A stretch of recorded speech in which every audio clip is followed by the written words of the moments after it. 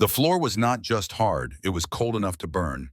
That was the first thing Lotte Schneider understood when she lay down on the wooden planks in the converted warehouse outside Aachen, Germany, on the night of January 15th, 1945. The cold did not creep or settle. It attacked, radiating upward from the concrete beneath the thin boards, passing through cloth and skin and muscle until it reached bone. She was 22 years old. 3 weeks ago, she had been a Luftwaffe signal auxiliary in Bonn, routing communications through switchboards in an underground bunker that smelled of cigarette smoke and stale coffee.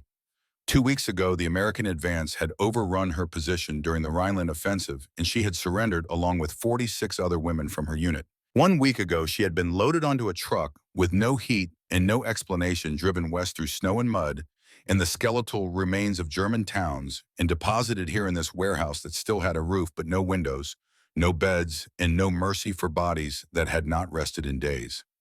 Now she lay on her back with her single army blanket pulled to her chin, a folded coat beneath her head, and the coal floor beneath everything else. Around her, other women were doing the same, arranging themselves in rows on the wooden planks like bodies in a morgue. Some whispered to each other in German. Most were silent, too exhausted for conversation, too numb for anything but the animal need for sleep. The warehouse had been a factory once, ball bearing, someone said. The Americans had cleared out the machinery and left only the shell of vast space with concrete floors and walls that absorbed cold like a sponge. The roof was intact, which was something. The walls had windows, or had once had windows, but most of the glass was gone now, replaced with boards that did not quite fit, leaving gaps where wind came through in thin cutting streams. The temperature outside was 5 degrees Fahrenheit. Inside, it might have been 10 degrees warmer, but not much more than that. Cold was cold. After a certain point, the difference between 5 degrees and 15 degrees was academic.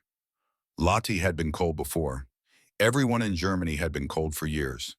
Winters without coal, apartments with broken windows, train stations where you waited for hours in the open air because the waiting rooms had been bombed.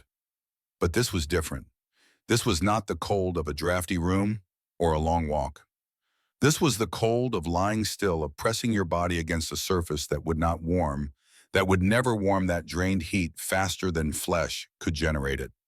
She shifted onto her right side, her hip pressed against the plank, and within seconds, pain began to bloom there, a deep ache that spread into the joint. She shifted onto her left side. Same result. She tried her back again, then her stomach.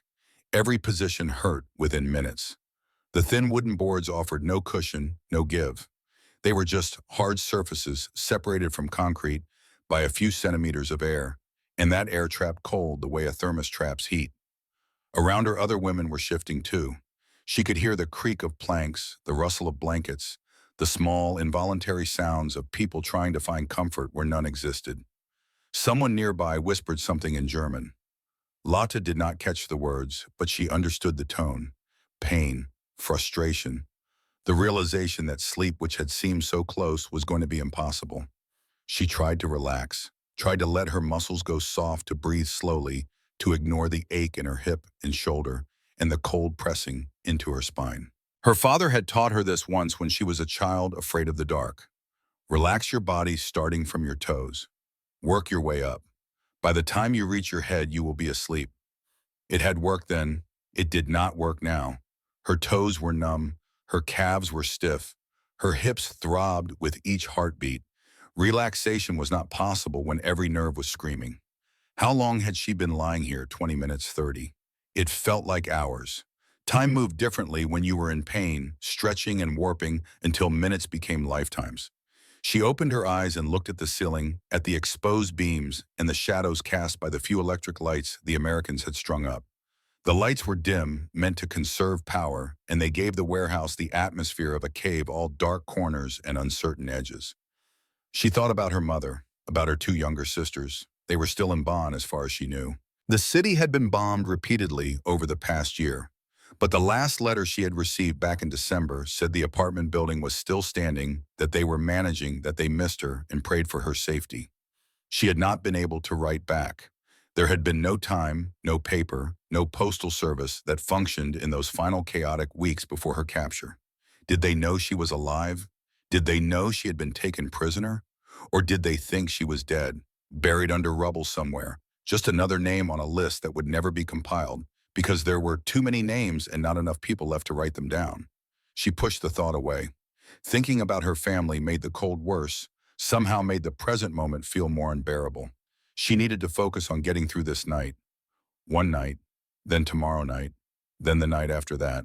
However many nights it took until the war ended and they sent her home. Assuming they sent her home. Assuming home still existed. A sound nearby pulled her attention. Someone sitting up, then another person, then a third. Lottie raised her head slightly and saw women along her row abandoning their attempts to lie down, sitting instead with their backs against the wall, or just sitting upright in place, arms wrapped around their knees, blankets pulled around their shoulders. She was not the only one who could not endure it. She sat up too. Her hip throbbed where it had pressed against the plank, but sitting was better than lying. At least sitting, the pain was distributed differently, spread across her buttocks and lower back, instead of concentrated in a single joint. The cold was still there, still radiating up from below, but it was more bearable when she could move, when she could shift her weight every few minutes instead of staying locked in one position. Across the warehouse, more women were sitting up now, maybe half of them. The ones who remained lying down were either asleep, which seemed impossible, or so exhausted they could not move, or simply more stubborn than the rest. Lottie watched them with a mix of envy and pity. How were they managing it, or were they managing it at all? Maybe they were just lying there in silent agony, too proud or too afraid to admit defeat. Footsteps echoed from the far end of the warehouse. Heavy boots on concrete. Lotta turned and saw an American soldier walking along the perimeter, a rifle slung over his shoulder, his breath visible in the cold air. He was young, maybe 19 or 20, with a round face that still had the softness of adolescence. He wore a thick wool coat and gloves and a helmet with netting, and even from a distance, Lotte could see he looked warmer than anyone in this room. He stopped when he noticed the movement, the women sitting up instead of lying down. He stood there for a moment watching his face unreadable. Then he started walking toward them, his boots loud in the otherwise quiet space. Lotte felt a flicker of fear. She had been a prisoner for 2 weeks, and in that time she had learned that American soldiers were not the monsters the propaganda had described. They had not shot her on sight. They had not tortured her.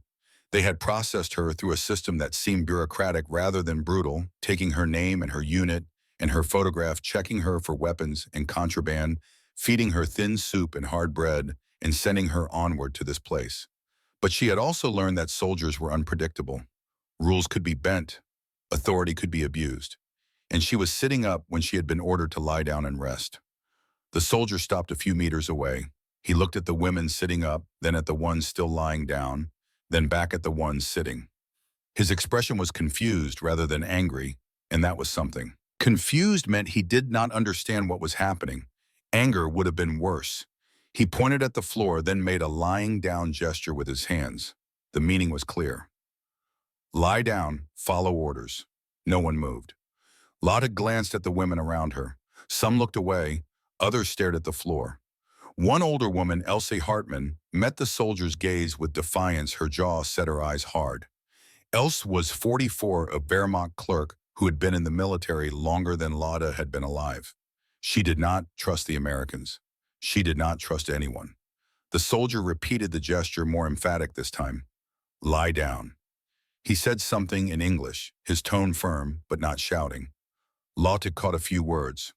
Orders, sleep, rest. Her English was functional, learned in school before the war, but his accent was American, different from the British English her teachers had spoken, and she had to work to parse the meaning. She made a decision. It was a risk, but sitting here in defiance was also a risk, and at least speaking might give them a chance to explain. She stood slowly, keeping her hands visible, keeping her posture non-threatening. The soldier's eyes locked onto her immediately, and she saw his body tense, his hand moving closer to the rifle slung over his shoulder. Please, she said in English, the word careful and clear. We try to lie down, but it hurts. The soldier's hand stopped moving toward the rifle. His expression shifted from wariness to confusion again. Hurts, he repeated. The words sounded strange in his accent, the R harder than it should be. You hurt. You injured, Lotte shook her head. No, injured. She pressed her hand flat against one of the wooden planks, then touched her own back. Floor, she said, very cold, like ice. We cannot rest. The soldier looked down at the planks, then back at her. Cold, he said, as if the word did not quite make sense. Yes, Lotta said. She searched for more words, trying to explain something that should be obvious, but apparently was not. Cold goes into bones. Hips hurt. Shoulders hurt. When we lie down, pain comes. Cannot sleep. Another woman spoke up, a younger girl named Greta Newman, barely 18, her voice trembling. She spoke in German, rapid and frightened. Lotta turned and saw tears on Greta's face. The girl had been conscripted just 3 months ago, pulled out of a Munich factory, and sent to a flak battery with almost no training. She was terrified of everything. Terrified of the Americans, terrified of the cold, terrified of what would happen next. Lottie reached out and touched Greta's shoulder, steadying her. In German, she said, "Be calm. I am trying to explain." The soldier was watching this exchange, and though he did not understand the words, he seemed to understand the emotion. He looked at Greta, at her tears, at the way she hugged herself, and something in his expression changed. Not pity exactly. Something more like recognition, as if he was seeing something familiar in her fear. He knelt down suddenly right there in front of them. Lotta took a step back, startled. He was not kneeling in submission or surrender. He was kneeling to inspect the floor. He pulled off his right glove, and Lotta saw his hand was red from cold, even though he had been wearing gloves. He placed his bare palm flat on the wooden plank, pressing down, holding it there. 5 seconds passed. 10, 15. Lotta watched his face. At first there was nothing, then a flicker of discomfort, then a wince. At 30 seconds, he pulled his hand back and looked at it, at the red mark the cold wood had left on his palm. He flexed his fingers, and Lotta saw they were stiff. He stood up, his face different now. Not confused anymore. Understanding. He looked at the women sitting up, at the ones still lying down, at the thin blankets, in the wooden planks, in the concrete beneath. He said something in English, half to himself, half to them. Lotta caught the words Jesus and freezer, though she did not understand the full sentence. Then he looked at her. His eyes were brown, she noticed. Young eyes, but not unkind. "I will see what I can do," he said slowly, enunciating each word as if he knew she was translating in her head. "Thank you," Lotte said. The words felt inadequate, but they were all she had. "Thank you for listening." He nodded once, then turned and walked away, his boots echoing again on the concrete. Lotte watched him go until he disappeared through a doorway at the far end of the warehouse. Around her, the other women were watching too, their faces skeptical. Elsa Hartman spoke first, her voice low and bitter. "He will not do anything. They never do." Lotte did not answer. She sat back down on the plank, pulling her blanket around her shoulders. Elsa was probably right. The soldier had listened, yes. He had tested the floor himself, yes. But listening and acting were different things. Soldiers followed orders. They did not make decisions on their own. And even if he wanted to help, what could he do? Bring mattresses out of thin air. Rebuild the warehouse overnight. She closed her eyes and tried again to find some position that did not hurt. She lay on her right side, her hip pressing into the plank, and counted slowly. 1, 2, 3. At 10, the ache began. At 20, it became sharp. At 30, she rolled onto her back, started counting again. Same result. She sat up, pulled her knees to her chest, wrapped the blanket tighter. This was going to be a long night. Time passed in that strange elastic way it does when you are exhausted but cannot sleep. Minutes felt like hours. Hours felt like minutes. Lotte drifted in and out of something that was not quite sleep, more like a dazed state, where thoughts blurred together and she lost track of where she was. Once she thought she was back in Bonn in her childhood bed, warm and safe. Then she opened her eyes and saw the warehouse ceiling and remembered. Around her, other women were doing the same. Sitting, lying, sitting again. Whispering to each other, crying quietly. Some had given up entirely and were just sitting with their backs against the wall, blankets pulled over their heads, waiting for morning. Lottie envied them. At least they had stopped fighting. There was a kind of peace in surrender, even if it was just surrender to discomfort. She checked the watch she had somehow managed to keep through 2 weeks of captivity. It was after 11. They had been told to lie down at 9. 2 hours of this. How many more until dawn? 6. 7, the thought was unbearable. Then she heard the footsteps again. Multiple sets this time. Heavy boots, more than one person. She turned and saw the young soldier returning, and he was not alone. Behind him came another soldier, older, maybe in his 30s, with stripes on his sleeve. A sergeant, Lotta guessed. And behind them, 2 more soldiers, and these 2 were carrying something. Blankets.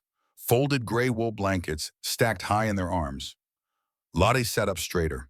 Around her, other women were noticing too, turning to watch, their faces a mix of hope and suspicion. The sergeant stopped and said something to the young soldier, his voice low. Lotta could not hear the words, but she could see the sergeant was not happy. The young soldier replied, his voice calm, his tone respectful but firm. The sergeant said something else more emphatic. The young soldier gestured at the women at the floor, at the blankets in the other soldier's arms. The sergeant shook his head, but it was not a refusal. It was the shake of someone who disagreed but was not going to stop what was happening. The young soldier turned toward the women and made a gesture, beckoning them to move back slightly to clear space on the floor. Then he and the other soldiers began spreading the blankets directly on top of the wooden planks, not handing them out, spreading them, doubling them over, creating a thicker layer between the planks and the women's bodies. Lotta stood and watched, not quite believing what she was seeing. The soldier caught her eye and nodded toward one of the sections where blankets had been laid. "Try now," he said. She hesitated. This felt like a trick or a test or something she did not understand, but she was too tired to question it. She walked over to the doubled blankets, knelt down, and lowered herself carefully. The difference was immediate. The cold was still there, yes, but it was muffled, now slowed. The doubled wool created a barrier that the single thin blanket had not, and the pressure on her hip was softer, cushioned by the extra fabric. Not comfortable, not warm, but bearable. She looked up at the soldier. "Is better," she said in English. "Much better. Thank you." He shrugged, a gesture that seemed to say it was nothing, just practical. Then he moved to another section and began spreading more blankets, and the other soldiers did the same. The sergeant stood watching, arms crossed, his face still unhappy, but not interfering. Other women were testing the blankets, now lowering themselves tentatively, waiting for the cold to hit. When it did not hit as hard, when the pain in their hips and shoulders dulled to something manageable, their faces changed. Relief, exhaustion finally allowed to take over. Within minutes, women who had been sitting for hours were lying down, pulling their original blankets over themselves, using coats as pillows, closing their eyes. The work took perhaps 15 minutes. When the soldiers were finished, nearly the entire floor was covered with doubled blankets, creating a slightly softer, slightly warmer surface. It was not a bed. It was not even close. But it was better. It was enough. The young soldier walked past Lotte one more time. She was lying on her side now, testing whether she could hold this position. So far, the ache in her hip was manageable. She might actually sleep. "Just makes sense," the soldier said, speaking to her or to himself or to no one. "Cannot have you freezing to death. War is over for you anyway." Before she could respond, he was gone, walking toward the exit with the other soldiers. The sergeant went last, shaking his head one more time, and then the door closed behind them, and the warehouse was quiet again, except for the sound of breathing, the rustle of blankets, the small movements of bodies settling into rest. Lottie lay very still, feeling the doubled blankets beneath her, feeling the cold that was still there, but not as sharp, not as penetrating. Her hip hurt, but it was a distant hurt now, something she could ignore. Her shoulder pressed into the wool, but the wool gave slightly cushioned her. She pulled her own blanket up to her chin and closed her eyes. She thought about the soldier, about how he had knelt and tested the floor with his own hand, about how he had come back with blankets, even though it clearly had cost him some argument with the sergeant, about how he had done this not because she had begged or bargained, but because she had simply said it hurt, and he had believed her. This should not surprise me, she thought, but it does. Around her, other women were falling asleep. She could hear the change in their breathing, the way it deepened and slowed. Even Greta, the frightened 18-year-old, had stopped crying and was lying curled on her side, her face peaceful for the first time since capture. Even Elsa, the bitter 44-year-old cynic, had her eyes closed, though her face remained hard even in sleep, as if she could not let go of her anger, even in unconsciousness. Lotte felt her own body beginning to relax. The pain in her joints was receding. The cold was becoming background noise, something present, but no longer demanding attention. Her thoughts began to blur at the edges, losing their sharp focus, drifting toward the formless chaos that preceded sleep. Her last conscious thought was a question. Why did he do that? Not the practical reason. She understood the practical reason. Cold prisoners might get sick, might die, might become a problem. But there had been something else in his face when he knelt and tested the floor, when he looked at Greta, crying when he shrugged and said it just made sense. Something that looked almost like recognition. As if he saw them not as enemy prisoners, not as numbers to be processed, but as people who were cold and needed warmth. People who were someone's sister, someone's daughter, someone's friend. People like him. The question followed her into sleep, unanswered but important. And when she woke 6 hours later, stiff and sore, but actually rested for the first time in 3 days, the question was still there waiting. Outside, dawn was breaking over the ruined landscape of Western Germany.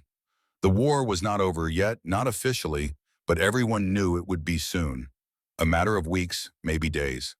And when it ended, Lotte would have to go home, back to Bonn, back to whatever remained of the apartment building, and the city, and the life she had left behind. She would have to face her mother and her sisters and tell them what had happened, where she had been, what she had done. And she would have to tell them about this night, about the cold floor and the pain, and the American soldier who brought blankets, because it just made sense. She was not sure they would believe her. She was not sure she believed it herself. But it had happened. The blankets were still there beneath her, doubled and gray and real. The warmth they provided was real. The sleep she had finally achieved was real. What it meant she did not know yet, but it meant something. Of that she was certain. Morning came with the sound of boots on concrete and a voice shouting orders in English. Lotte woke disoriented, her body stiff from lying in one position too long, her mind slow to remember where she was. The warehouse, the blankets, the cold that had receded enough to let her sleep, but had never truly left. She sat up slowly, feeling the ache in her back and hips, the stiffness in her neck. Around her, other women were doing the same, moving, like old women, even though most of them were young, their bodies aged overnight by cold and hard surfaces and the accumulated exhaustion of weeks without real rest. The voice belonged to the sergeant from last night, the one who had been unhappy about the blankets. He stood near the entrance with a clipboard calling out instructions through a translator, a thin German woman in civilian clothes who looked almost as tired as the prisoners. Reveille at 0600. Breakfast in 30 minutes. Work assignments at 0800. Anyone with medical complaints report to the nurse. The rules were simple and clear, delivered without emotion, as if the sergeant were reading a train schedule. Lotte stood and folded her blanket, the one that had covered her, not the doubled ones on the floor. Those remained where they were, she noticed. The Americans had not taken them back. Around her, other women were doing the same, folding their blankets, running hands through their hair, preparing for whatever the day would bring. The warehouse looked different in daylight, less cave-like, more industrial. The broken windows showed gray winter sky, and through one gap she could see snow falling in slow, heavy flakes. Breakfast was oatmeal and bread, and something that claimed to be coffee but tasted like burned grain. They ate standing, using tin bowls and spoons provided by the Americans. No tables, no chairs, just 47 women in a warehouse holding bowls and trying to eat despite fingers that were still numb from cold. The oatmeal was thin but hot, and the heat mattered more than the taste. Lotte held the bowl close to her chest after she finished, letting the warmth seep into her body for a few precious moments before an American soldier collected it. She noticed that the soldier who collected her bowl was eating the same thing. She saw his bowl identical to hers sitting on a crate nearby, half full of the same thin oatmeal. He was not eating better food while they starved. He was eating their food. The observation lodged in her mind like a splinter, small but persistent. After breakfast, they were divided into work groups. Lotte ended up in a sorting detail assigned to a nearby warehouse that had been a German supply depot before the Americans captured it. Her job was simple. Go through crates of German military materials in separate items that could be salvaged from items that were ruined. Uniforms with no holes went in one pile. Uniforms with holes went in another. Same for boots, blankets, mess kits, canteens. It was not hard work, not physically demanding, but it required attention and time. 8 hours a day with a 1-hour break for lunch. The warehouse where they worked was warmer than the sleeping quarters, heated by a coal stove that an American private kept fed throughout the day. Lotta worked near Elsa Hartmann and Greta Neumann, the three of them forming a small unit within the larger group. They did not talk much. Talking was discouraged, not forbidden, but frowned upon, and besides what was there to say, they sorted through the debris of a defeated army, separating the usable from the garbage, and tried not to think too much about what it meant. At midday, they stopped for lunch. More soup, more bread. The Americans called it chow, a word that sounded harsh and functional, which it was. They ate sitting on crates in the sorting warehouse, and that was when Lot noticed the American nurse for the first time. She was a corporal, her uniform bearing a red cross on the sleeve, her face tired but professional. She walked through the warehouse checking on women, asking questions through the translator, looking for signs of illness or injury that needed attention. When she reached Lotta's group, she paused, studying them with the practiced eye of someone who knew what to look for. "Any of you have cold symptoms?" the nurse asked through the translator. "Coughing, fever, numbness in fingers or toes?" Greta raised her hand hesitantly.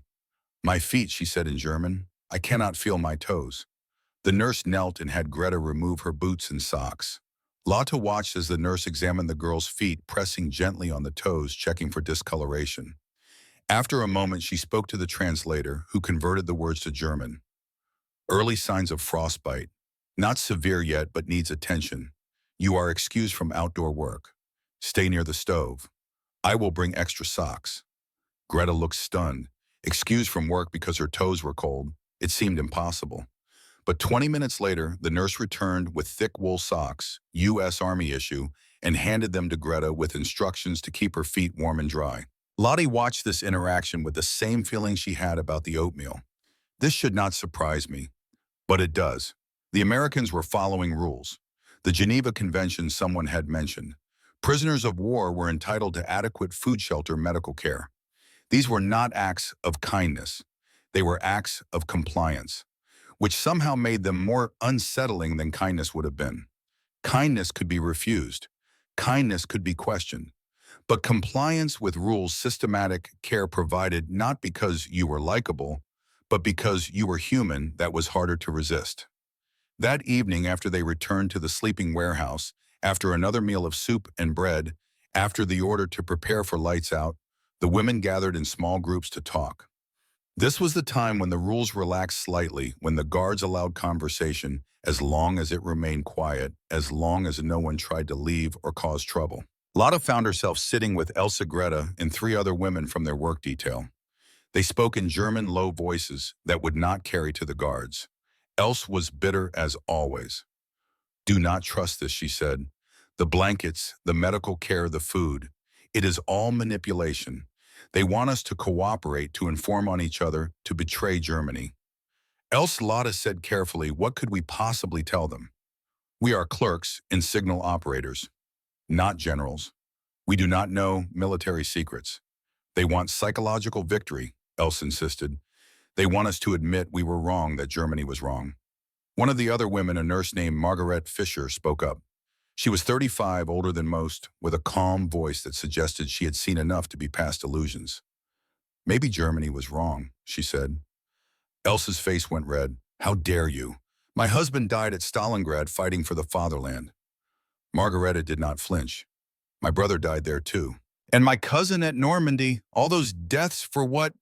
"For this," she gestured at the warehouse, at the broken windows, at the ruins visible beyond. "For defeat. For occupation, for knowing we will be occupied for years, maybe decades. For honor," Else said, but her voice was weaker now. "For Germany's future. We have no future, Else. Germany lost. The question now is not whether we were right. The question is how we survive." Lotta intervened before the argument could escalate. "Else, you do not have to like the Americans. But refusing medical care, refusing warmth, that does not hurt them. It only hurts you." Else stared at her, and Lottie saw something crack in the older woman's face, some wall beginning to crumble. "I would rather suffer with honor," Else said quietly, "than accept enemy charity." But that night, when the temperature dropped and the cold pressed in through the broken windows, when women huddled on their doubled blankets and pulled their single blankets tight, Lotte noticed that Elsie lay down like everyone else. She did not refuse the warmth the blankets provided. She did not sleep on bare planks out of pride.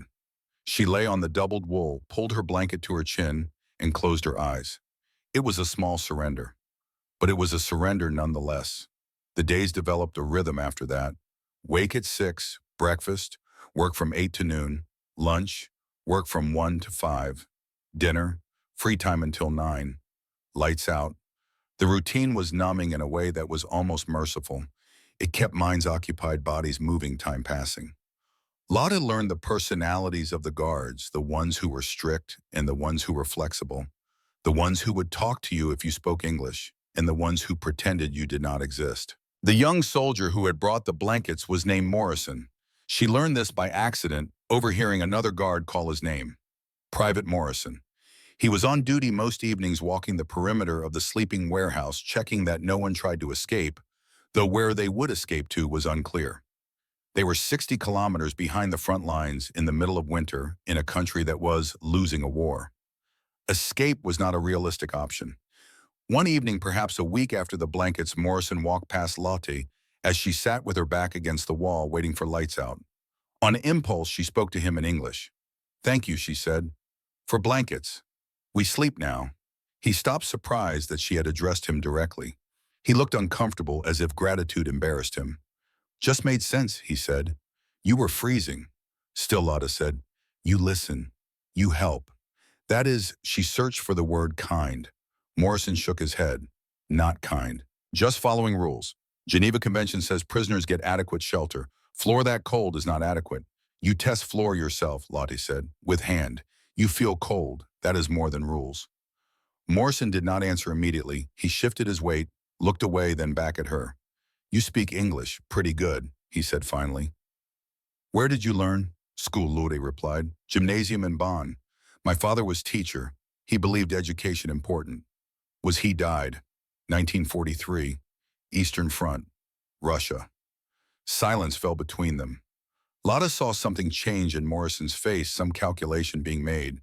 Finally, he said, "My brother died. Last month. Hurtgen Forest." Lottie felt the words like a physical blow. She had not expected this, had not expected him to share something personal, something painful. She thought of her father, of the telegram that had arrived one winter morning saying he would not be coming home. She thought of her mother's face when she read it, the way all expression had drained away, leaving only emptiness.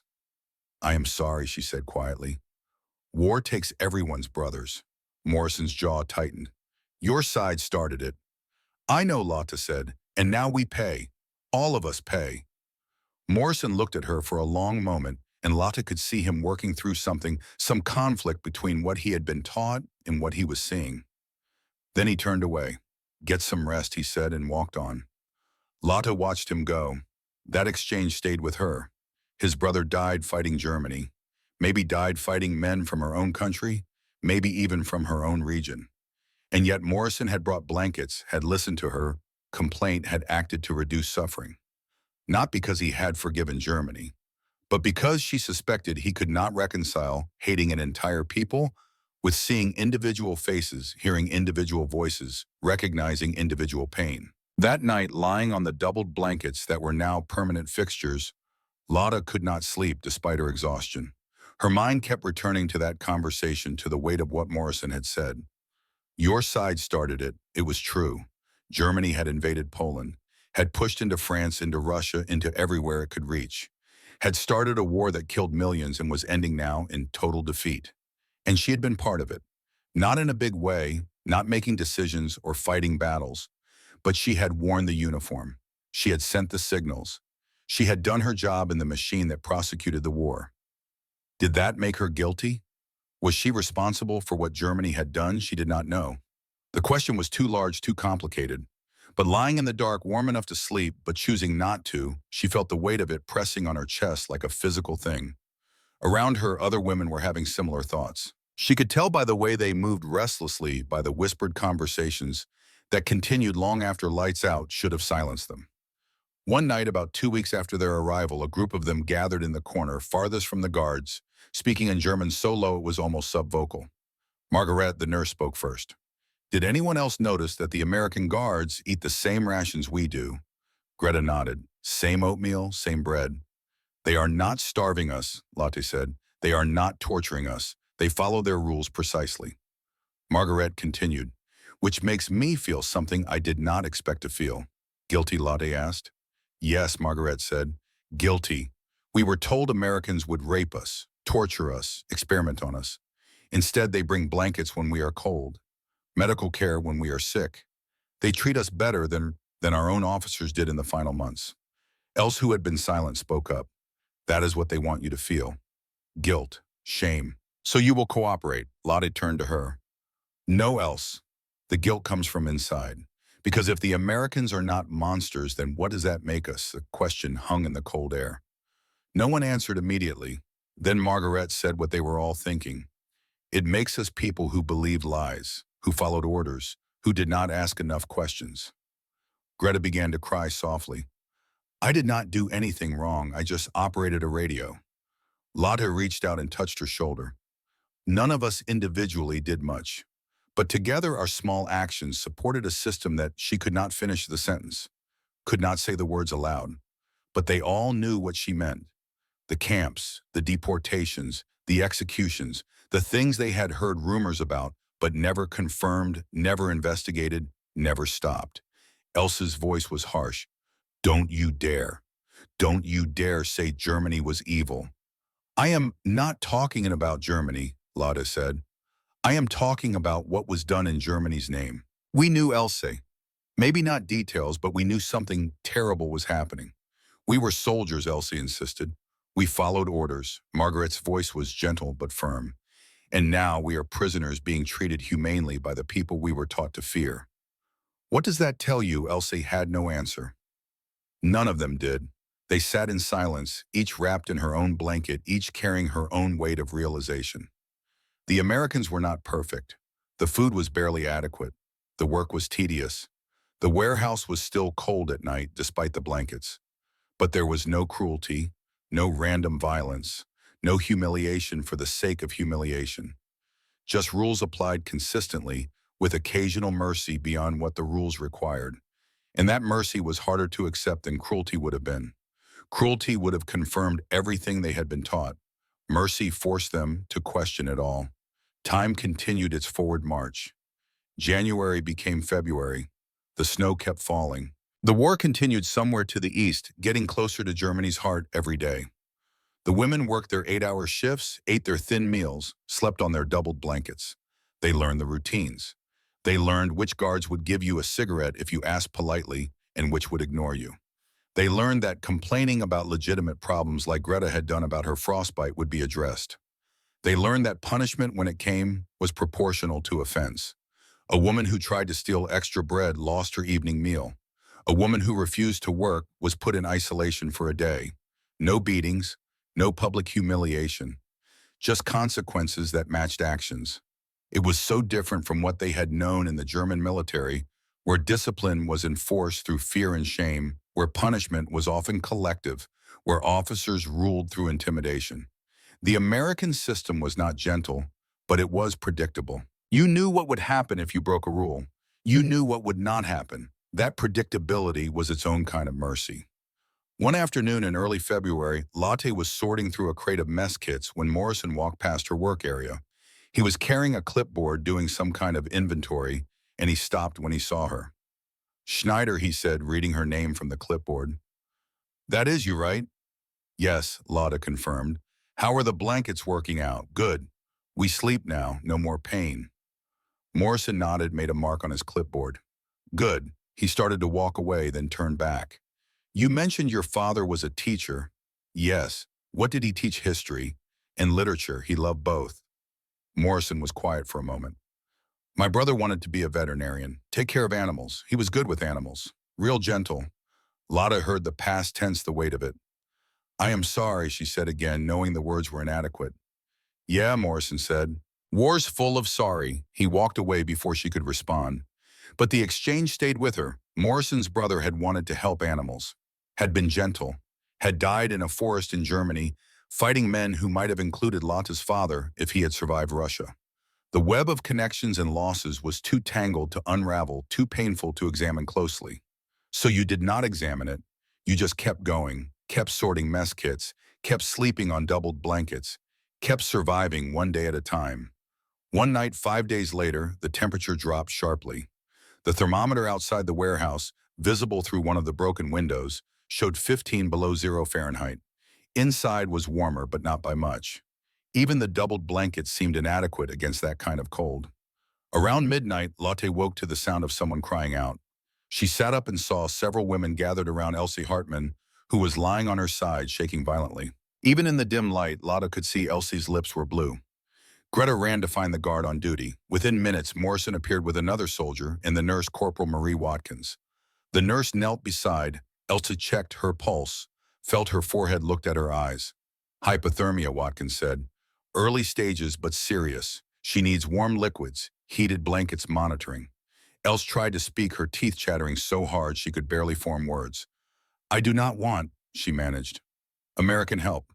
Watkins ignored her. To Morrison, she said, help me get her to the medical tent. Morrison and the other soldier lifted Elsie carefully. She was not heavy, the months of thin rations having stripped weight from all of them, and they carried her easily between them. Lotte watched them go, watched Elsie being taken away despite her protests, and felt something shift in her understanding. The Americans did not care whether Elsie wanted their help. They helped anyway. Because letting her die would violate their rules. Because their rules said every prisoner deserved medical care. Because Lotte suspected letting someone die from cold when you had the means to warm them was not something these men could do, regardless of who that someone was. Else returned the next morning, wrapped in blankets, drinking hot tea silent. Her face was no longer defiant. It was tired and confused. She sat near the stove in the sorting warehouse, excused from work for the day, and did not speak to anyone. That afternoon, Lotte sat beside her during the lunch break. How do you feel? She asked in German.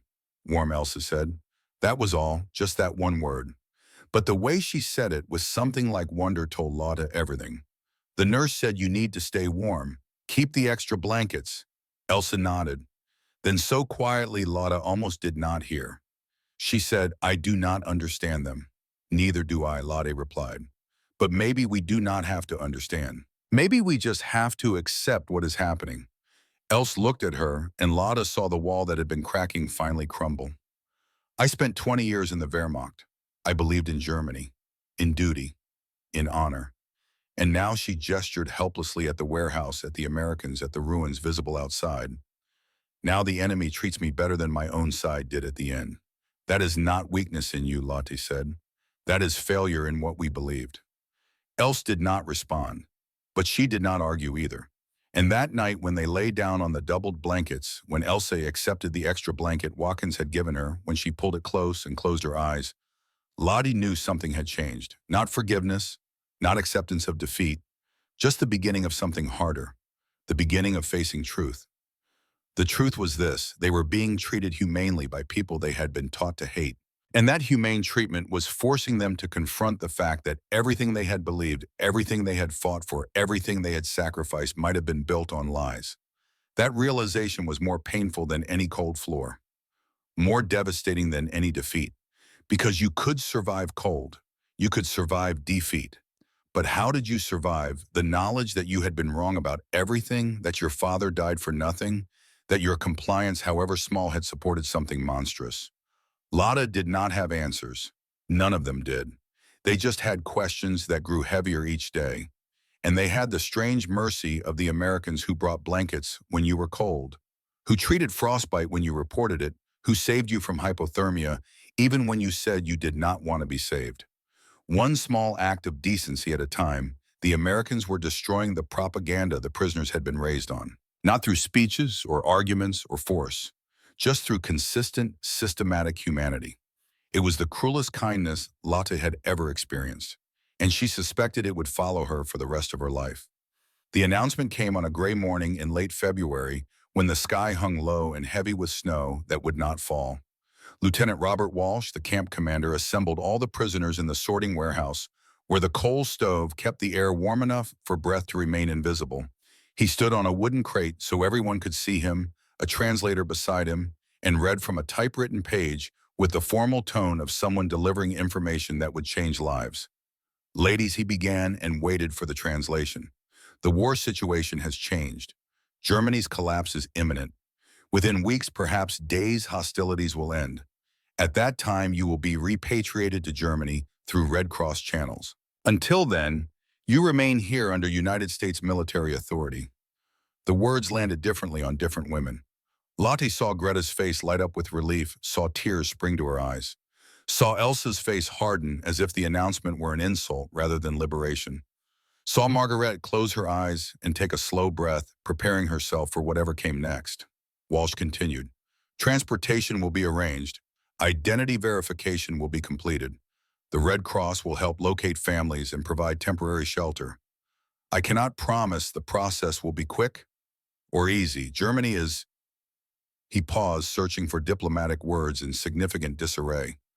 Questions were permitted. Elsa asked the first one through the translator. "Will we go home immediately when the war ends?" Walsh shook his head. "It depends on logistics. We need to verify identities, arrange transportation, ensure your safety during travel. It could be weeks or months after surrender. What if our homes are destroyed?" This from Margaret. "The Red Cross will provide assistance. Temporary housing, food distribution centers. Beyond that, I cannot say. Each case will be different." Lotte raised her hand. Walsh nodded to her. "Will there be reprisals?" she asked in English, clear enough that no translation was needed. "For being captured rather than fighting to death?" Walsh looked surprised by the question. "From whom?" "From Germans. We were taught that surrender is disgrace." Walsh's expression shifted to something like pity. "Ma'am, Germany will be occupied by Allied forces. Anyone who threatens you for surrendering will answer to us. You are not returning to the Germany you left. You are returning to an occupied zone under military governance." The implications of that statement spread through the warehouse like ripples through water. Not returning to Germany, returning to an occupied zone, returning to a country that no longer existed as they had known it, returning to ruins and foreign soldiers in a future no one could predict. That night, lying on the doubled blankets that had become familiar over 6 weeks, Lotte could not sleep. Around her, other women whispered to each other, processing the news, trying to imagine what home would look like. Greta was saying she wanted to see Munich again, wanted to find her mother and sisters, wanted to sleep in her own bed. Margaret was saying Berlin was probably rubble, that everyone she knew was likely dead, that going home meant going to a graveyard. And Elsa said nothing, just lay on her side staring at the wall, her face empty of expression. Lotte thought about Bonn, about the apartment building where she had grown up, the one with the creaky stairs, and the neighbor who played violin badly, and the bakery on the corner that made bread so good you could smell it from 3 blocks away. How much of that still existed? The last letter from her mother had been in December, 3 months ago. 3 months of bombing, of fighting, of the Allied advance.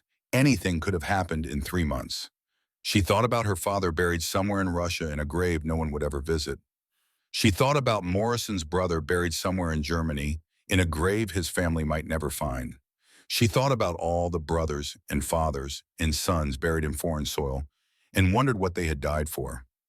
What any of them had died for. The answer that came to her lying in the dark was nothing. They had died for nothing. Because Germany had lost. Because the Reich that promised 1,000 years was ending after 12. Because all the sacrifice and suffering and death had produced only more death, and now defeat, and now occupation, and now women like her going home to ruins with the knowledge that everything they had believed was a lie. That knowledge was heavier than any blanket could warm.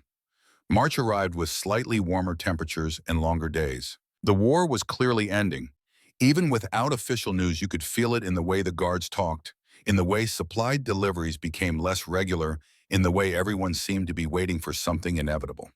And then on a Tuesday afternoon, the announcement came over the radio in the guards' quarters loud enough that prisoners in the sorting warehouse could hear it through the walls. Germany had surrendered. Unconditional. Total. Final. The reaction in the warehouse was silence. No cheers, no tears. Just 47 women stopping their work and standing very still, holding damaged uniforms or bent mess kits, staring at nothing. The war was over. They had lost. Everyone had always known they would lose, had known since Stalingrad, at least maybe earlier. But knowing and experiencing were different things. The actual moment of surrender felt like a door closing on everything that had come before. One of the younger women, barely 19, began to cry. Not from sadness exactly, from something more complicated. Relief that the dying would stop, grief for what had been lost, fear of what came next, all of it mixed together into tears that would not stop even when she pressed her hands over her face. Lotte walked over and put an arm around her shoulders. "It is over," she said quietly in German. "We survived. That is something." But what did we survive for, the girl asked through her tears. What is left? Lotte had no answer. The processing for repatriation began in May, 2 months after surrender. Red Cross officials arrived with paperwork and questionnaires and medical examinations. Each woman was interviewed separately, her identity verified against military records, her home region noted, her physical condition assessed. Lotte sat across a desk from a Red Cross worker, a middle-aged Swiss woman with tired eyes and a kind voice, and answered questions about her family, her address in Bonn, her next of kin. "Do you know if your family survived?" the woman asked. "I do not know. The last letter was in December. My mother and 2 sisters were alive then." The woman made notes. "We will attempt to locate them through our network. If they are in displaced persons camps or temporary housing, we should find them within weeks. If they are still at your last known address, you will be transported there directly. And if they are dead, then we will find you temporary housing and work assignment. Germany needs workers. Rebuilding will take years." Lotte nodded. The future stretched ahead, uncertain and gray, and she could not imagine it clearly. Could not imagine walking into Bonn and finding rubble where her home had been. Could not imagine finding her mother aged and broken by war. Could not imagine any of it. So she stopped trying. The transport was scheduled for June 20th. Lotte's group, 15 women from the Rhineland region, would travel by American truck to Bonn, where a Red Cross transit camp had been established. From there, they would be released to find their families or be assigned to temporary housing. The journey would take most of a day longer if roads were damaged or blocked. The night before departure, Morrison came to the warehouse on his final patrol.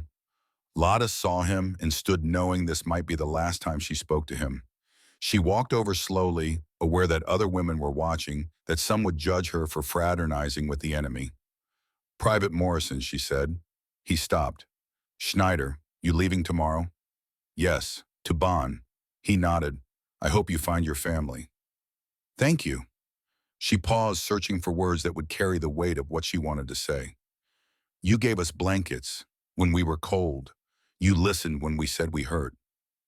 That changed, she gestured vaguely, trying to encompass everything, many things for me. Morrison looked uncomfortable, as he always did, with gratitude. "I just did what made sense." "No," Lotte said firmly.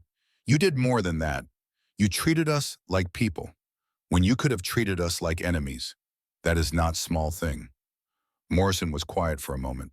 Then he said, "Look, I still don't forgive what Germany did. My brother's still dead. Millions are still dead because your country started this war." "I know," Lotte said. "I do not ask forgiveness. Just," she searched for the right phrase, understanding that not all of us are same. "Yeah," Morrison said. "I get that now." He shifted his weight, looked away, then back. "When you go home, when you tell people what happened here, tell them the truth. About everything, about what your government did, about the camps we're finding. Don't let people pretend it didn't happen." Lotte felt her throat tighten. "And if they do not want to hear, tell them anyway," Morrison said. "My brother died fighting your country. The least you can do is make sure people know why he had to." Lotte nodded. "I will try. I promise I will try." Morrison extended his hand, a gesture that violated regulations about fraternization with prisoners. Lotte shook it, feeling the calluses on his palm, the strength in his grip.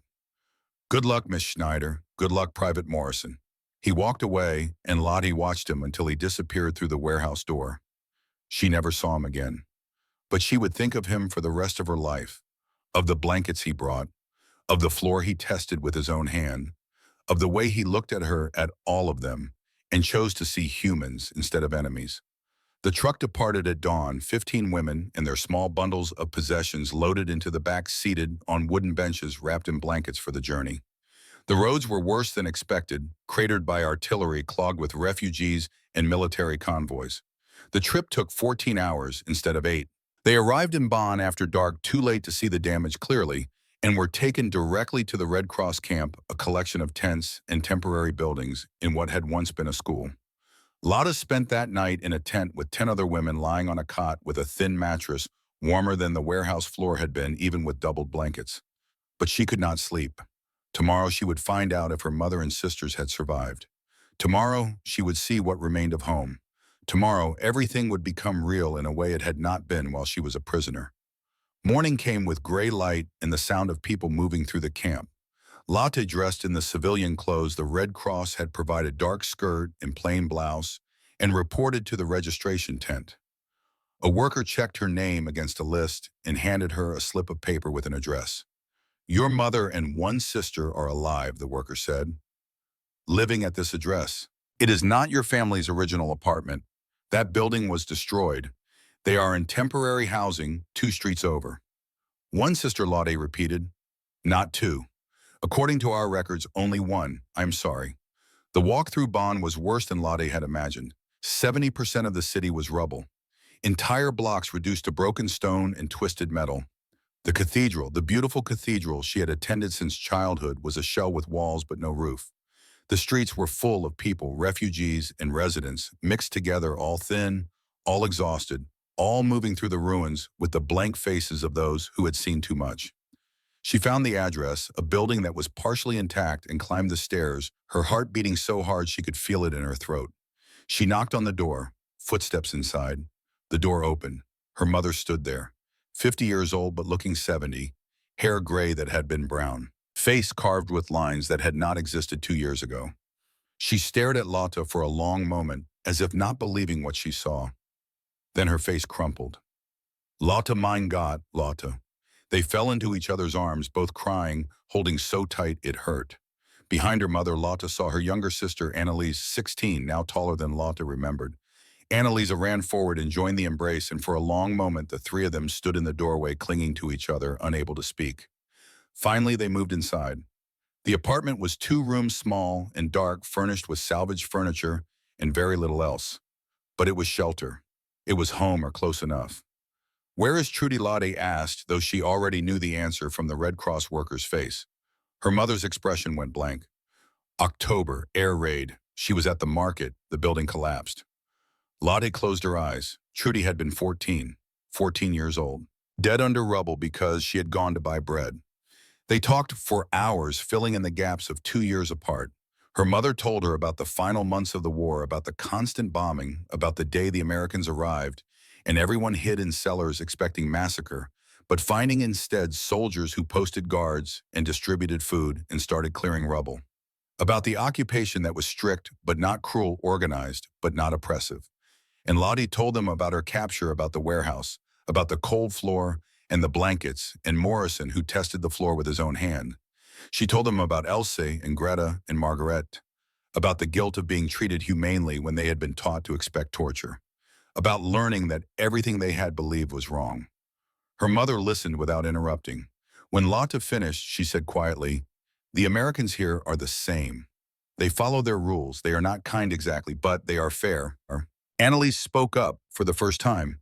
"Mama works as a translator now for the British administration. They pay her in rations." "You work for the occupiers?" Lotte asked, not judging, just surprised. Her mother met her eyes. "Someone must rebuild. Someone must make the bureaucracy function." "Would you prefer I starve on principle?" "No," Lotte said. "No, you are right." That night, Lotte slept on the floor of the small apartment, her mother and sister sharing the only bed. The floor was wooden, harder than the doubled blankets in the warehouse, but it was home. She lay awake, listening to the sounds of the city sirens and shouts and the rumble of military trucks, and thought about Morrison's words. "Tell them the truth. Don't let people forget." She would try. She would tell the truth to anyone who asked. But lying there in the dark, she wondered if anyone would want to hear it. The months that followed were about survival. Lotte found work translating for the British occupation authorities, her English skills valuable in a city that needed to communicate with its occupiers. The pay was minimal, but included rations, and rations meant survival. She worked 8 hours a day, helping German civilians fill out forms for housing permits, food cards, work assignments. She saw the occupation from both sides, the Germans desperate and resentful, the British efficient and distant.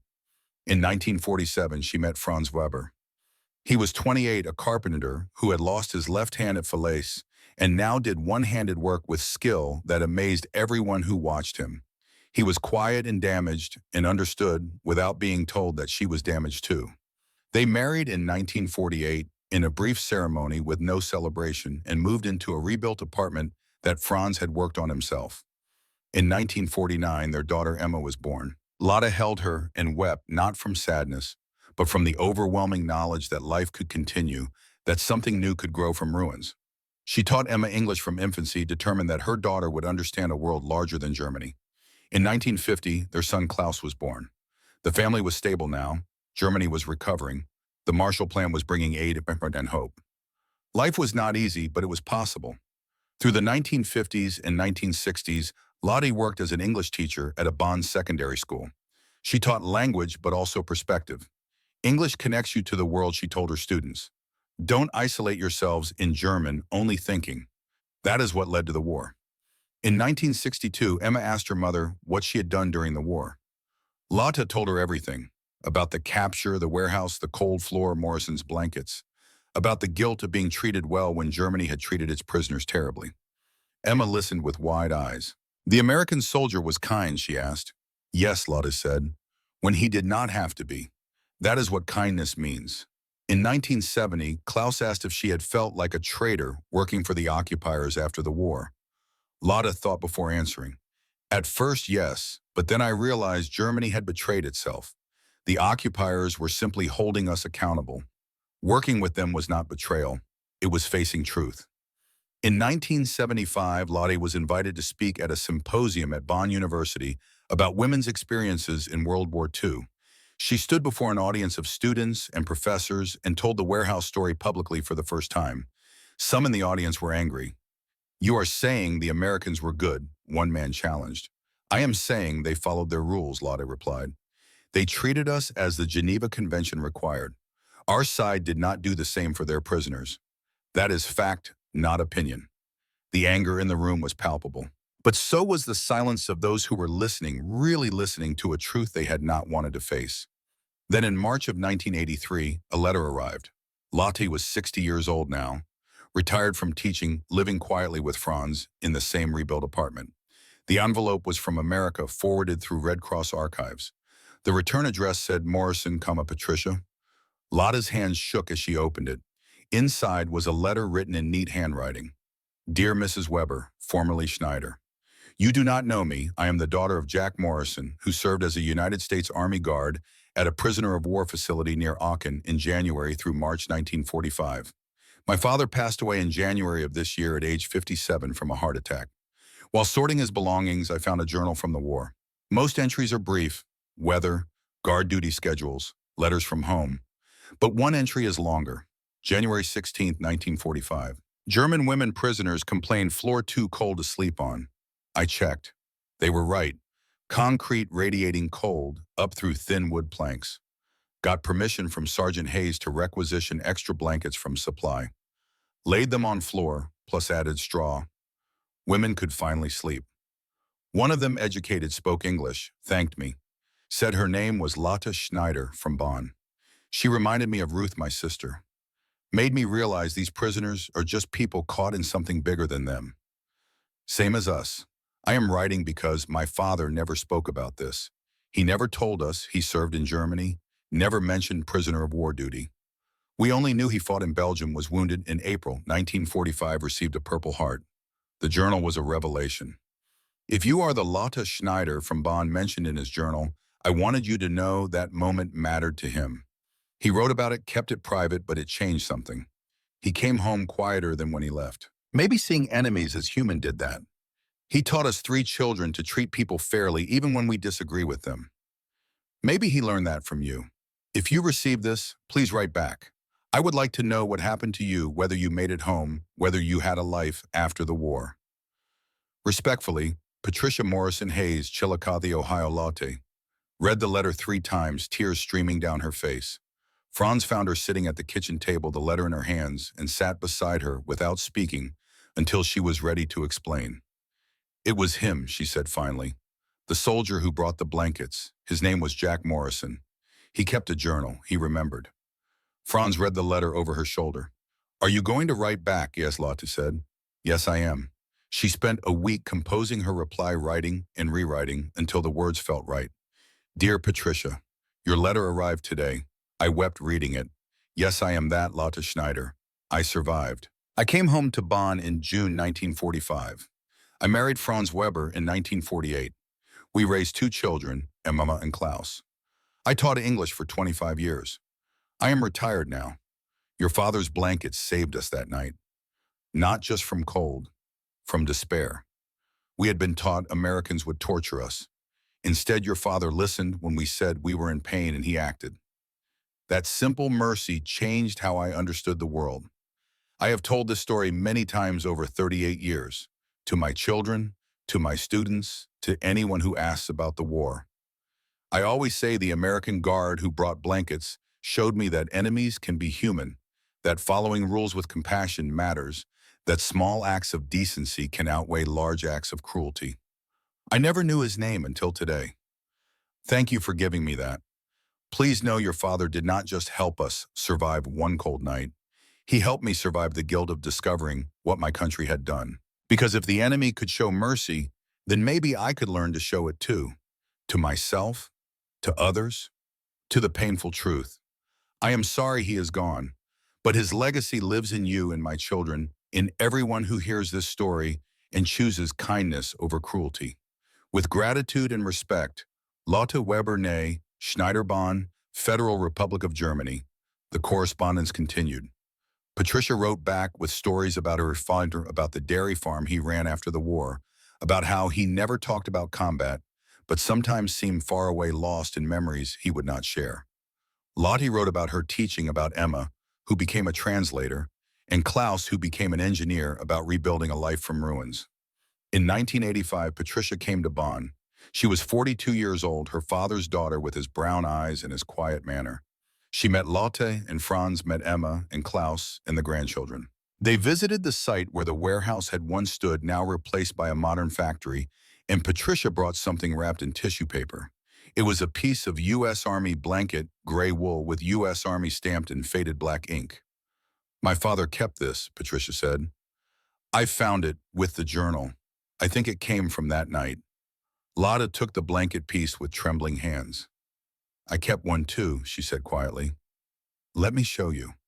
She brought out a small wooden box from her bedroom.